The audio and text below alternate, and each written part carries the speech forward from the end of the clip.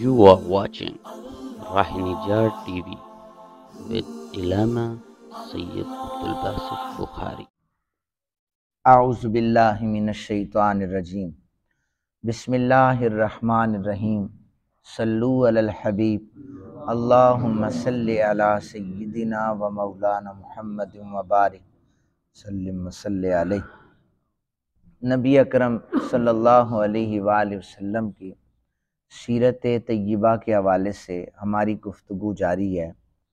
اللہ تعالیٰ آپ سب لوگوں کا ذوق شوق سے بیٹھنا اپنی پاک بارگاہ میں قبول و منظور فرمائے۔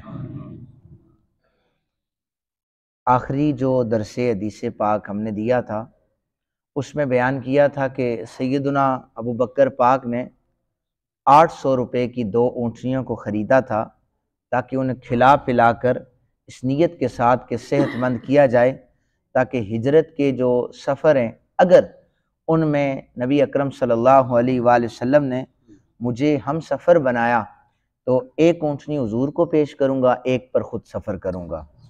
یہ ذہن میں خیال سوچنے کے بعد آپ نے ان کی پرورش شروع کر دی تھی۔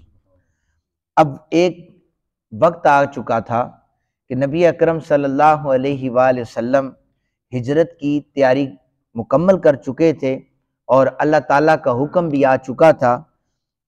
دوپہر کے وقت میرے کریم صلی اللہ علیہ وآلہ وسلم جناب ابو بکر پاک کے دروازے پر پہنچ چکے اور حضرت اسما نے دیکھا کہ جان دو عالم صلی اللہ علیہ وآلہ وسلم تشریف لا رہے ہیں۔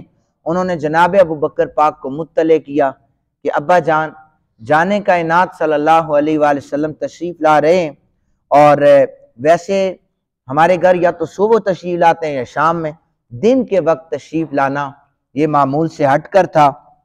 سیدنا ابو بکر پاک باہر نکلے، آپ نے 10 بوسی کی، عرض کی کہ میرے ماں باپ آپ پر قربان ہو جائیں، ہمیں بلا لیا ہوتا، اس وقت آپ تشریف لائیں۔ حضور نے فرمایا ابو بکر کمرے میں جو کوئی بھی ہے اسے باہر نکالو، میں نے تنہائی میں تم سے بات کرنی ہے۔ 4 افراد تھے، صدیق اکبر رضی اللہ تعالی عنہ کی اہلیہ، 2 بیٹیاں اور نبی اکرم صلی اللہ علیہ وآلہ وسلم۔ سارے باہر چلے گئے تو آقا کریم صلی اللہ علیہ وآلہ وسلم نے فرمایا ابو بکر ہجرت کی اجازت مل چکی ہے اور اب ہم دونوں نے ہجرت کرنی ہے، تو سفر میں تم میرے ساتھ ہو گئے۔ جناب ابو بکر پاک کی آنکھوں سے آنسو جاری ہو گئے۔ حضرت عائشہ کہتی ہیں کہ میں نے کبھی بھی خوشی سے نکلے ہوئے آنسو تو دیکھے ہیں، لیکن میرے ابا کی آنکھوں میں سے جو آنسو اس وقت نکل رہے تھے، واللہ میں نے خوشی کے ایسے آنسو کبھی نہیں دیکھے۔ جناب ابو بکر پاک نے اونٹنی پیش کی تو حضور نے فرمایا میں اس کی قیمت ادا کروں گا۔ قیمت ادا کی۔ زندگی کا کوئی بھی معاملہ ہوتا تو قیمت حضرت ابوبکر صدیق یا صحابہ ادا کرتے، یہاں پر حضور نے قیمت کیوں ادا کی؟ علماء نے لکھا ہے کہ چونکہ ہجرت حضور مکمل فرمانا چاہتے تھے کہ جانی تعاون بھی ہو، اس میں مالی بھی ہو، اور اگر صدیق اکبر مالی تعاون کر دیتے تو یہ مالی ہجرت نہ ہوتی۔ حضور نے اونٹنی کی رقم ادا کر کے بتایا کہ میں مالی طور پر بھی ہجرت کر رہا ہوں، میرا مال بھی ہجرت میں شامل ہے۔ دار الندوہ ایک لفظ ہم بولتے ہیں، سنتے بھی ہیں علماء سے۔ دار الندوہ یہ یہاں پر میٹنگز ہوا کرتی تھی، مشورے ہوا کرتے تھے۔ یہ نبی اکرم صلی اللہ علیہ وآلہ وسلم کے جد میں سے حضرت قصی نے یہ گھر بنوایا تھا۔ لوگ خیمے میں رہتے تھے لیکن انہوں نے یہ گھر بنوایا تھا، یہاں پر مشاورت ہوتی تھی۔ جتنے بھی پڑھے لکھے اور سوجھ بوجھ رکھنے والے لوگ ہوتے تھے یہ دار الندوہ میں آ کر مشورے کرتے تھے، جب بھی کوئی اہم کام ہوتا یہ وہاں پر آ جایا کرتے۔ 40 سال سے کم کسی بھی شخص کو دار الندوہ میں مشورے میں شامل ہونے کی اجازت نہیں تھی، 40 سال سے زائد لوگ اس میں شامل ہوتے تھے۔ لیکن ابو جہل جو اتنا پڑھا لکھا تھا، دیکھیں نام کیا ہے، جاہلوں والا، جاہلوں کا سردار، اتنا پڑھا لکھا تھا کہ 40 سال سے کم عمری میں دار الندوہ میں ابو جہل کو اجازت تھی یہ بیٹھ سکتا ہے۔ اس کے مشورے ہوتے تھے اور اس کی وہ جو ایک یعنی علم اس کے پاس اتنا تھا، اور یہ فی البدی اشعار جو تھے، فی البدی اشعار چلتے ہوئے ڈائریکٹ کسی چیز کو دیکھنا، شعر پڑھ دینا، وہ فی البدی 4000 اشعار کا مصنف ابو جہل تھا، یہ اتنا لائق بندہ تھا۔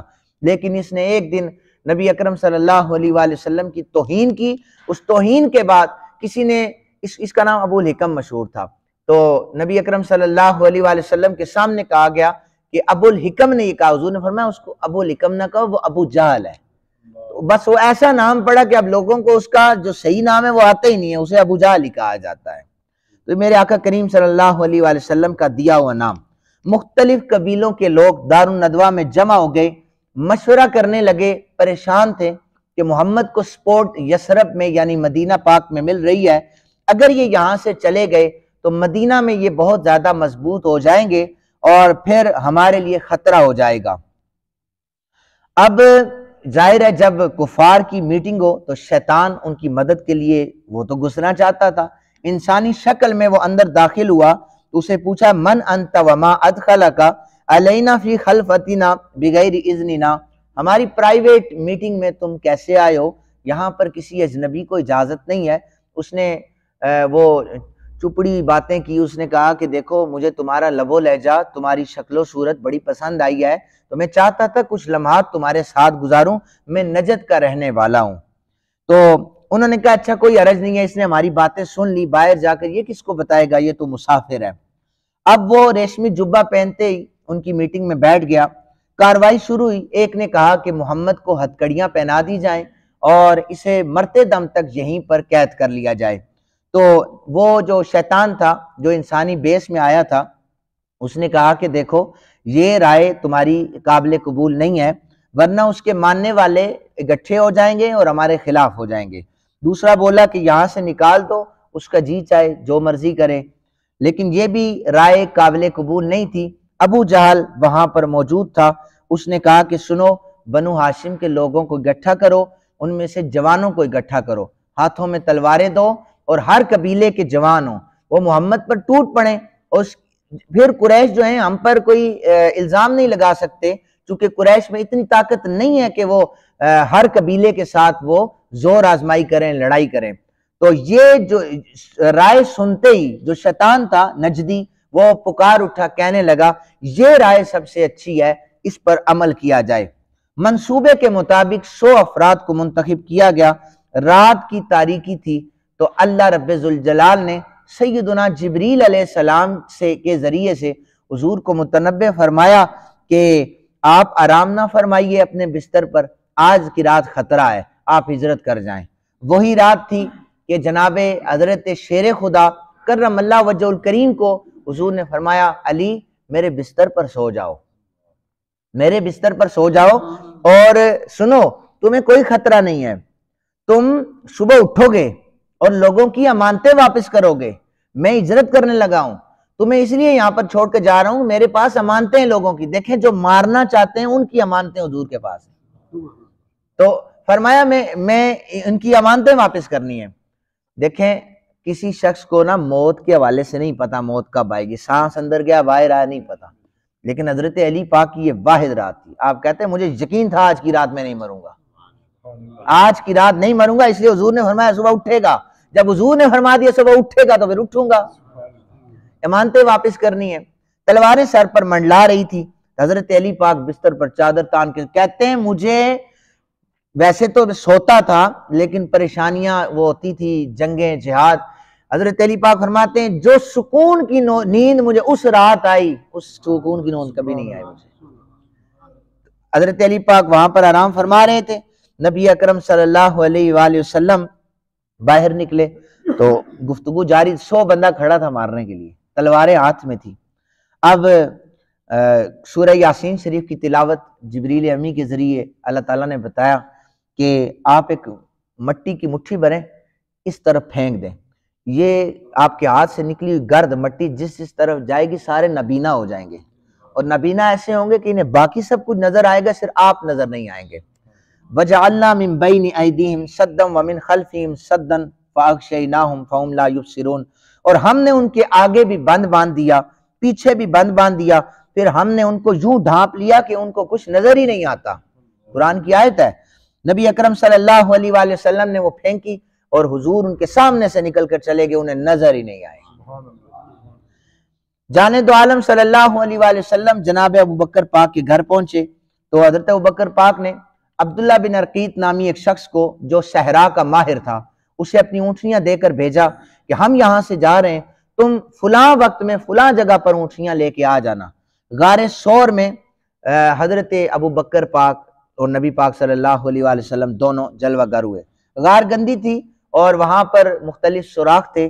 جناب ابو بکر پاک نے اپنے کپڑوں کو پھاڑا، مختلف سوراخوں میں ڈالا، ایک سوراخ باقی بچا تھا، وہاں پر ایڑی رکھی اور جانے دو عالم صلی اللہ علیہ وآلہ وسلم کا سر مبارک اپنے گود میں رکھا، اور جس جگہ پر ایڑی رکھی تھی وہاں پر سانپ بیٹھا ہوا تھا، اس نے حضرت ابو بکر پاک کی ایڑی پر ڈھسنا شروع کر دیا، اور اتنا شدید وہ ضرب اس نے لگائی کہ آپ کے آنکھوں سے آنسو نکلے اور رخسار مصطفیٰ کریم صلی اللہ علیہ وآلہ وسلم پر پڑے۔ حضور نے پوچھا ما لکا، ابو بکر کیا ہے، کیوں رو رہے ہو؟ عرض کیا آقا سانپ نے ڈسا ہے۔ حضور نے اپنا لعاب دن صدیق اکبر کے پاؤں پر لگایا۔ دیکھیں نبی اکرم صلی اللہ علیہ وآلہ وسلم نے جب مکہ چھوڑا تو مکہ پاک کو مخاطب پہلے تو حضور روتے رہے، وہاں پر آپ کے دادا کے ساتھ، آپ کے چچا کے ساتھ، آپ کی زوجہ کے ساتھ اتنے وہ لمحات گزرے تھے، پہلے حضور روئے اور پھر کہنے لگے ارض مکہ مجھے تجھ سے بہت زیادہ پیار ہے، اگر یہ لوگ میری جان کے دشمن نہ ہوتے تو میں تجھے کبھی چھوڑ کر نہ جاتا، تو ان لوگوں نے میرا جینا جو ہے وہ دوبر کر دیا ہے، اس لیے میں تجھے چھوڑ کر جا رہا ہوں۔ اب غار ثور میں نبی اکرم صلی اللہ علیہ وآلہ وسلم جب وہاں موجود تھے 3 دن وہاں موجود رہے، اور جناب حضرت اسماء حضرت صدیق اکبر کی بیٹی وہ رات کے پچھلے پیر جا کر کھانا غار ثور میں پہنچایا کرتی تھی۔ اس گھر کے ہر فرد نے رسالت امام صلی اللہ علیہ وسلم کے ساتھ نوکری کی ہے۔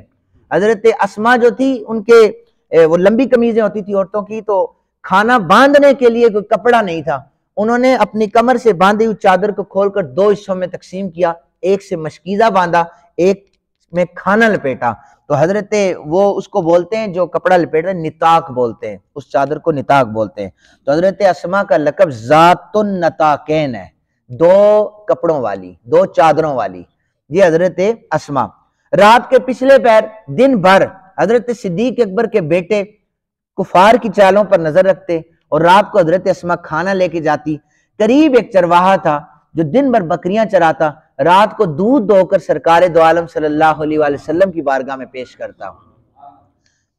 کفار کو علم ہوا۔ اچھا ایک اور چیز دیکھیں، حضرت یونس علیہ السلام جب مچھلی کے پیٹ سے نکلے تھے تو ان کو مکھیوں اور مچھروں سے اللہ نے محفوظ رکھنا تھا، تو اس لیے ان کے قریب ایک کدو کا جو ہے وہ بیل اگا دی تھی۔ حضرت یونس جب باہر آئے کدو کی بیل اگا دی تھی۔ قرآن اس بارے میں کہتا ہے وَأَنبَتْنَا عَلَيْهِ شَجَرَةً مِّن يَقْطِينٍ، کہ ہم نے وہاں پر ایک کدو کی بیل جو ہے، کدو کا درخت کے الفاظ ہیں شجرہ، وہاں پر ہم نے اگا دی تھی تاکہ ہمارا نبی محفوظ رہے۔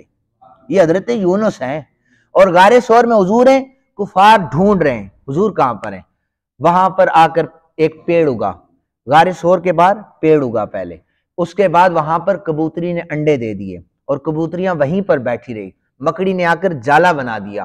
کفار مشورہ کر رہے تھے اس طرف گئے ہیں اس طرف گئے ہیں، ایک نے یہ کہا ہو سکتا ہے غار میں چلے جائیں، دوسرے نے کہا تمہاری عقل پر پردہ ہے، تمہیں نہیں پتا کہ مکڑی نے جالا بنایا ہوا ہے، اگر وہ اندر داخل ہوتے تو جالا ٹوٹ جاتا، اور اگر وہ اندر داخل ہوتے تو کبوتری یہاں سے اڑ جاتی، اس لیے وہ یہاں پر نہیں ہے۔ یہ اللہ تعالیٰ نے حضرت یونس کو کدو کے بیل اگا کر محفوظ کیا تھا، اور یہاں پر مکڑی نے جالا تن کر نبی اکرم صلی اللہ علیہ وآلہ وسلم سے محبت کا اظہار کیا۔ سیدنا ابو بکر پاک پریشان ہوتے رستے میں کسی بھی جگہ پر، تو آقا کریم صلی اللہ علیہ وآلہ وسلم فرماتے ابو بکر ان اللہ معنا لا تحزن ان اللہ معنا، غم نہ کر اللہ ہمارے ساتھ ہے، اللہ ہمارے ساتھ ہے۔ تو سیدنا ابو بکر پاک نے نا ایک عرض کرنے لگے حضور ہم چل رہے ہیں تو ہمارے قدم لگ رہے ہیں، تو رستوں کا تعاقب جو تھا وہ قدموں سے نشاندہی سے ہوتا تھا، باقاعدہ ماہر لوگ ہوتے تھے وہ قدموں کی سے تعین کر لیتے تھے۔ سیدنا ابو بکر پاک عرض کرنے لگے کہ حضور ہمارے قدم لگ رہے ہیں تو پتہ چل رہا ہے 2 بندے جا رہے ہیں یہاں پر، تو ایسا کریں آپ میری کمر پر سوار ہو جائیں، میرے کندھے پہ سوار ہو جائیں، میں آپ کو اٹھا کر غار ثور پر لے کے جاؤں گا۔ اب ظاہر ہے جو ان کے جو رستہ تلاش کرنے والے تھے، ڈھونڈنے والے تھے، وہ کہتے بندے تو یہاں سے 2 گئے، ابو بکر اور محمد ہیں، تو بندے تو 2 گئے، یہاں پر تو پاؤں تو صرف ایک بندے کے لگے ہوئے ہیں۔ وہ رستہ ہی بھول رہے تھے بار بار۔ تو نبی اکرم صلی اللہ علیہ وآلہ وسلم سے یہ محبتوں کا اظہار سیدنا ابو بکر پاک نے فرمایا۔ اللہ تعالیٰ نے ان کی محبتوں کو قبول فرمایا۔ حضور نے فرمایا سب کے احسانات کا بدلہ میں زندگی میں چکا کر جا رہا ہوں، ابو بکر کے احسانات کا بدلہ کل بروز محشر چکاؤں گا۔ سامعین محترم، اللہ تعالیٰ سے دعا ہے اللہ تعالیٰ یہ محبتیں، یہ سلسلے اسی طرح قائم رکھے۔